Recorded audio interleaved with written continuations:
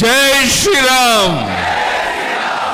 ಜೈ ಜೈ ಶ್ರೀರಾಮ್ ಅಂತ ಹೇಳ್ಬೇಕು. ಜೈ ಶ್ರೀರಾಮ್. ಭಾರತ್ ಮಾತಾ ಕಿ. ಪ್ರಧಾನಿ ನರೇಂದ್ರ ಮೋದಿಜಿಯವರಿಗೆ ಭಾರತ್ ಮಾತಾ ಕಿ. ನಮ್ಮ ಲೋಕಸಭಾ ಕ್ಷೇತ್ರದ ಅಭ್ಯರ್ಥಿಯಾದಂಥ ಡಾಕ್ಟರ್ ಬಸವರಾಜ ಎಸ್ ಕ್ಯಾವಟರ್ ಅವರೇ, ಕೊಪ್ಪಳ ಜಿಲ್ಲಾಧ್ಯಕ್ಷರಾದಂಥ ನವೀನ್ ಕುಮಾರ್ ಗುಳಗಣ್ಣನವರೇ, ನಾರಾಯಣ್ ಸಾಬ್ ಬಾಂಡ್ಗೆ ಅವರೇ, ಮಾನ್ಯ ಸಿ ಟಿ ರವಿ ಅವರೇ, ದೊಡ್ಡನಗೌಡ ಪಾಟೀಲ್ರೇ, ಜನಾರ್ದನ ರೆಡ್ಡಿ ಅವರೇ, ಹೇಮಲತಾ ನಾಯಕ್ ಅವರೇ, ಹಾಲಪ್ಪ ಆಚಾರ್ಯರೇ, ವೆಂಕಟರಾವ್ ನಾಡಗೌಡ್ರೆ, ಕೆ ವಿರೂಪಾಕ್ಷಪ್ಪನವರೇ, ಶಿವರಾಮೇಗೌಡ್ರೆ, ಪರಣ್ಣ ಮನವಳ್ಳಿ ಅವರೇ, ಪ್ರತಾಪ್ಗೌಡ ಪಾಟೀಲ್ ಅವರೇ, ಎಂ ಎಸ್ ಸೋಮಲಿಂಗಪ್ಪನವರೇ, ಬಸವರಾಜ್ ದಡೇಸೂಗರ್ ಅವರೇ, ಶ್ರೀ ಜಿ ವೀರಪ್ಪನವರೇ, ಕೆ ಶರಣಪ್ಪನವರೇ, ಕೆ ಕರಿಯಪ್ಪನವರೇ, ಉಳಿದೆಲ್ಲ ಮುಖಂಡ್ರೆ, ಈಗಾಗಲೇ ಸವಿಸ್ತಾರವಾಗಿ ನಮ್ಮ ನಾಯಕರು ಮಾತಾಡಿದ್ದಾರೆ. ಕಳೆದ 3-4 ಗಂಟೆಯಿಂದ ತಾವಿಲ್ಲಿ ಕಾದು ಕುಂತಿದ್ದೀರಾ. ನಾನು ಹೆಚ್ಚು ಸಮಯ ತಗೊಳ್ಳೋದಿಲ್ಲ. ಇಂದು ಶ್ರೀರಾಮನವಮಿ, 500 ವರ್ಷಗಳ ತಪಸ್ಸು, ತ್ಯಾಗ, ಹೋರಾಟ, ಬಲಿದಾನಗಳ ನಂತರ ಅಯೋಧ್ಯೆಯಲ್ಲಿ ಶ್ರೀರಾಮ ಜನ್ಮಭೂಮಿಯಲ್ಲಿ ಭವ್ಯ ಶ್ರೀರಾಮ ಮಂದಿರ ನಿರ್ಮಾಣವಾಗಿದೆ. ಶ್ರೀರಾಮನಲ್ಲ ಮತ್ತೆ ಅಲ್ಲಿ ವಿರಾಜಮಾನನಾಗಿದ್ದಾನೆ. ನಮ್ಮ ತಂದೆ ಅಜ್ಜ ಮುತ್ತಜ್ಜರಿಗೆ ಇಲ್ಲದ ಭಾಗ್ಯ ನಮಗೆ ಸಿಕ್ಕಿದೆ. ಅಯೋಧ್ಯೆಯ ಭವ್ಯ ಶ್ರೀರಾಮ ಮಂದಿರದಲ್ಲಿ ಶ್ರೀರಾಮನವಮಿಯಿಂದ ಶ್ರೀರಾಮನ ಪೂಜೆ ನೋಡುವ ಸೌಭಾಗ್ಯ ನಮ್ಮೆಲ್ಲರಿಗೂ ಸಿಕ್ಕಿದೆ. ಅಯೋಧ್ಯೆ ಹೋರಾಟದಲ್ಲಿ ಪಾಲ್ಗೊಂಡ ಅದೆಷ್ಟೋ ರಾಮ ಭಕ್ತರು ನಮ್ಮ ನಡುವೆ ಇಲ್ಲ. ಇದಕ್ಕಾಗಿ ಪ್ರಯತ್ನಿಸಿದ ಎಲ್ಲ ಶ್ರೀರಾಮ ಭಕ್ತರಿಗೆ ವಂದಿಸುತ್ತಾ, ಈ ಹೋರಾಟಕ್ಕೆ ಸಾರ್ಥಕತೆ ನೀಡಿದ ನಮ್ಮ ಹೆಮ್ಮೆಯ ಪ್ರಧಾನಿ ಶ್ರೀ ನರೇಂದ್ರ ಮೋದಿಜಿಯವರಿಗೆ ಈ ಸಂದರ್ಭದಲ್ಲಿ ವಿಶೇಷ ಧನ್ಯವಾದಗಳನ್ನು ಸಲ್ಲಿಸೋಣ. ಬಂಧುಗಳೇ, ಇವತ್ತು ನಾನು ಒಂದೇ ಒಂದು ಪ್ರಶ್ನೆನ ಕಾಂಗ್ರೆಸ್ನವರು ಕೇಳ್ತಾನೆ. ನಿಮ್ಮ ಪ್ರಧಾನಿಯ ಅಭ್ಯರ್ಥಿ ಯಾರು ಅಂತ ಹೇಳ್ತೀರಾ? ಹೆಸರು ಯಾರಾದರೂ ಒಬ್ಬಂದು? ಯಾರೊಬ್ಬನು ನಿಮ್ಮ ಕಣ್ಮುಂದೆ ಪ್ರಧಾನಿ ಅಭ್ಯರ್ಥಿ ಇಲ್ಲ. ಪ್ರಧಾನಿ ನರೇಂದ್ರ ಮೋದಿ ಇಡೀ ವಿಶ್ವವೇ ಅಚ್ಚರಿಪಟ್ಟು ನೋಡ್ತಾರಂತ ಮಹಾನ್ ನಾಯಕ. ಅಂತ ವ್ಯಕ್ತಿಯ ಮುಂದೆ ಪ್ರಾಮಾಣಿಕವಾಗಿ ನೀವಿದ್ರೆ ನರೇಂದ್ರ ಮೋದಿಜಿಯವ್ರನ್ನ ಸರ್ವಾನುಮತನ ಆಯ್ಕೆ ಮಾಡಿ ಕಳಿಸ್ಕೊಡ್ಬೇಕಾಗಿತ್ತು.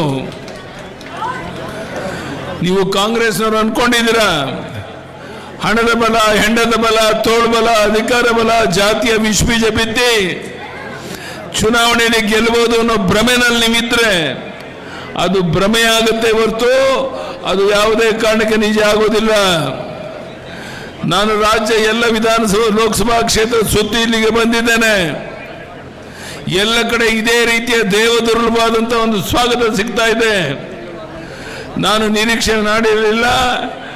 ನಮ್ಮ ಡಾಕ್ಟರ್ ಬಸವರಾಜ ಎಸ್ ಕ್ಯಾವಟರ್ ಅವರಿಗೆ ಈ ಪ್ರಮಾಣದಲ್ಲಿ ಜನ ನೀವು ಸೇರಿ ಸ್ವಾಗತ ಮಾಡ್ತಿರೋದನ್ನು ನೋಡಿದ್ರೆ ನಮ್ಮ ಅಭ್ಯರ್ಥಿ 2 ಲಕ್ಷಕ್ಕೂ ಹೆಚ್ಚಿನ ಅಂತರದಲ್ಲಿ ಗೆಲ್ತಾರೆ ಅನ್ನೋ ವಿಶ್ವಾಸ ನನಗಿದೆ. ನಾನು ನಿಮ್ಮನ್ನು ಕೇಳ್ತೇನೆ, ಪ್ರಧಾನಿ ನರೇಂದ್ರ ಮೋದಿಯವರು ಕಳೆದ 10 ವರ್ಷದಲ್ಲಿ ಒಂದು ದಿನ ವಿಶ್ರಾಂತಿ ತಗೊಂಡಿಲ್ಲ. ದೇಶ ವಿದೇಶಗಳಿಗೆ ಹೋಗಿ ಬಂದ ಮೇಲೂ ಸಹ ಕೆಲಸ ಮಾಡ್ತಾ ಇರಬೇಕಾದ್ರೆ ನಾನು ನಿಮ್ಮಲ್ಲಿ ಕೈ ಜೋಡಿಸಿ ಪ್ರಾರ್ಥನೆ ಮಾಡೋದು, ನಮ್ಮ ಅಭ್ಯರ್ಥಿಯ ಪರವಾಗಿ ಇನ್ನು ಬರೋ ಚುನಾವಣೆಯವರೆಗೆ ಮಾತ್ರ ನೀವು ಸಮಯ ಕೊಡ್ತೀನಿ ಅನ್ನೋರೆಲ್ಲ ಕೈ ಎತ್ತಿ ನೋಡೋಣ. ಗೆಲ್ಲಿಸ್ತೇವೆ, ಸಮಯ ಕೊಡ್ತೇವೆ ಅನ್ನೋರೆಲ್ಲ ಈ ಕೆಲಸವನ್ನು ನೀವು ಮಾಡಿದ್ರೆ ಇವತ್ತಿನಿಂದನೇ ನಮ್ಮ ಅಭ್ಯರ್ಥಿಯ ಪರವಾಗಿ ಮನೆ ಮನೆಗೆ ಹೋಗಿ ಯಾರಿನ್ನೂ ಕಾಂಗ್ರೆಸ್ ಆ ಕಡೆ ಈ ಕಡೆ ನೋಡ್ತಾ ಇದ್ದಾರೆ ಅವರೆಲ್ಲರನ್ನ ನಮ್ಮ ಕಡೆ ಸೆಳೆಯಬೇಕು.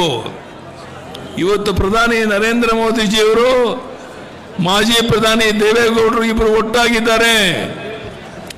ಬಿಜೆಪಿ JDS ಹೊಂದಾಣಿಕೆ ಮಾಡಿಕೊಂಡು ಇವತ್ತು ಲೋಕಸಭಾ ಚುನಾವಣೆ ಎದುರಿಸ್ತಾ ಇರೋ ಈ ಸಂದರ್ಭದಲ್ಲಿ ನಾನು ರಾಜ್ಯದ ಉದ್ದಗಲಿಗೆ ಹೋಗಿ ಬಂದಾಗ ದೇವದುರ್ಲಭವಾದಂಥ ಒಂದು ಸ್ವಾಗತ. ಎಲ್ಲ ಕಡೆ BJP BJP BJP, Modi Modi Modi ಈ ಮಾತನ್ನು ಕೇಳ್ತಾ ಇದ್ದೇವೆ. ಈ ರೀತಿಯ ಒಂದು ಸುಂದರವಾದ ವಾತಾವರಣ ಇರಬೇಕಾದ್ರೆ ನಮ್ಮ ಡಾಕ್ಟರ್ನ ಆಯ್ಕೆ ಮಾಡಿ ನೀವು ಕಳಿಸ್ಕೊಟ್ರೆ ಲೋಕಸಭೆ ಒಳಗಡೆ ಪ್ರಧಾನಿ ನರೇಂದ್ರ ಮೋದಿಯವರ ಪ್ರತಿನಿಧಿಯಾಗಿ ಅವರ ಶಕ್ತಿ ಮೀರಿ ಪ್ರಾಮಾಣಿಕ ಕೆಲಸ ಮಾಡಿ ಈ ಕ್ಷೇತ್ರಕ್ಕೆ ಏನೇನು ಬೇಕೋ ಎಲ್ಲ ಕೆಲಸವನ್ನು ಮಾಡಿಕೊಡುವಂಥ ಜವಾಬ್ದಾರಿಯನ್ನು ಅವ್ರು ತಗೊತಾರೆ. ಅವ್ರ ಜೊತೆಗೆ ನಾನು ತಗೊಳ್ತೇನೆ. ಕೊಪ್ಪಳವನ್ನು ಮಾದರಿ ಜಿಲ್ಲೆಯಾಗಿ ಮಾಡಬೇಕು ಅನ್ನುವಂಥದ್ದು ನಮ್ಮ ಅಭ್ಯರ್ಥಿಯ ಅಪೇಕ್ಷೆ ಇದೆ.